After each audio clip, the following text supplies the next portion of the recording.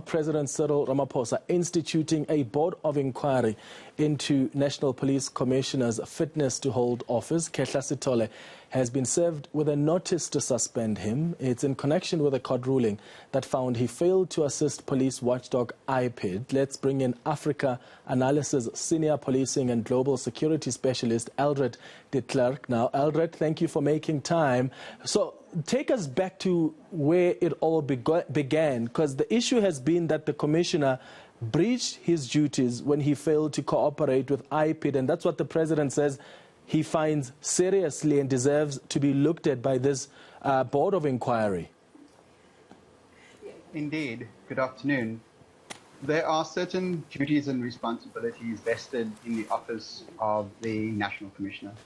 Part of that is to cooperate and work very closely with other departments within the Department of Police, namely the Independent Police Investigator Directorate, the Civilian Secretariat, with CIRA, and then when it comes to other public service departments to ensure that that cooperation is not only collegial, but that it serves the same ends. In this instance, there was an allegation that information critical to investigations IPID was unable to access this information. That may lead, and it has led now, to a serious, what is seen as a serious breach of duty and therefore potential misconduct. And on top of that, it may be loss of confidence then in the office of the National Commissioner.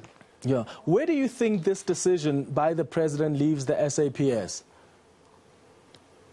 Well, I want to reassure all of us that it need not leave the South African Police Service in a leadership crisis. We still have divisional commissioners who are in charge of their various divisions, visible policing, detectives, investigations, and the like.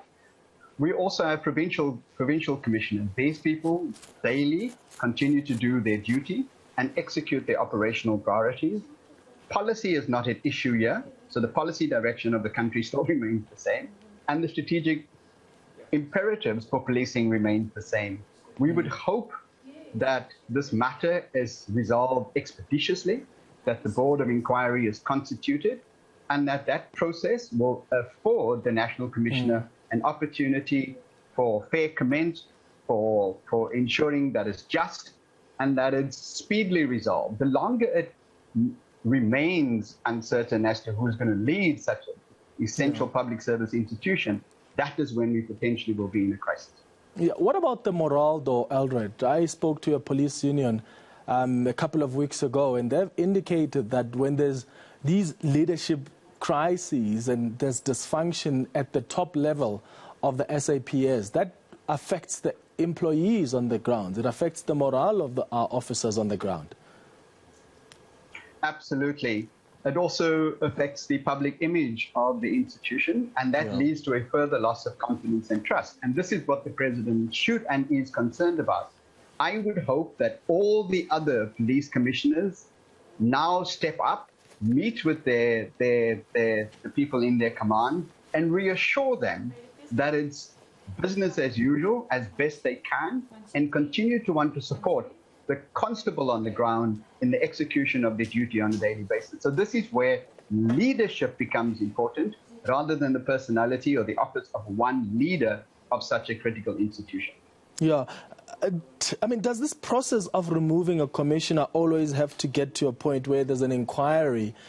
Or is this an indication that the police commissioner is actually putting up a fight? Well, it's actually in accordance with Section 8 and Section 9 of the South African Police Service Act of 68 of 1995 or 6 or 1995, where if there's a loss of confidence or there is alleged misconduct, I forget the other one, then it is incumbent upon the president then to convene a board of inquiry led by a judge and two other appropriately qualified individuals who will then investigate and review the circumstances for the possible suspension or removal, write a report, make a recommendation. And what I'm saying is that that process should be as short as possible, yet afford the current incumbent fair and just process so that he or she can have their say, can be duly judged, and an informed decision can be made. Yeah, and I get the process that has to unfold. I guess the reason I'm asking that question is we know how this is going to end up. Often this is an indication that the president has lost confidence in the police commissioner. The process has to unfold. He has to state his side of the story, which he's already stated to the president when he was indicating why he should not be suspended. But often when a president takes such a decision to institute a board of inquiry into someone in such a key office, we normally know how it's going to end. So I would imagine that there could be discussions that, okay, let's not even go to the extent of instituting a board of inquiry, leave, because there's just no confidence here. But if it gets to this point and it drags on only to give us the result that we know is going to come, I wonder how helpful often that is, apart from, of course, just following the law. Well, indeed. And a lot depends on whether somebody thinks that this has not been necessarily a breach of ethics, because nobody's saying that it was unethical what was done. It was saying it was a breach of procedure and duty.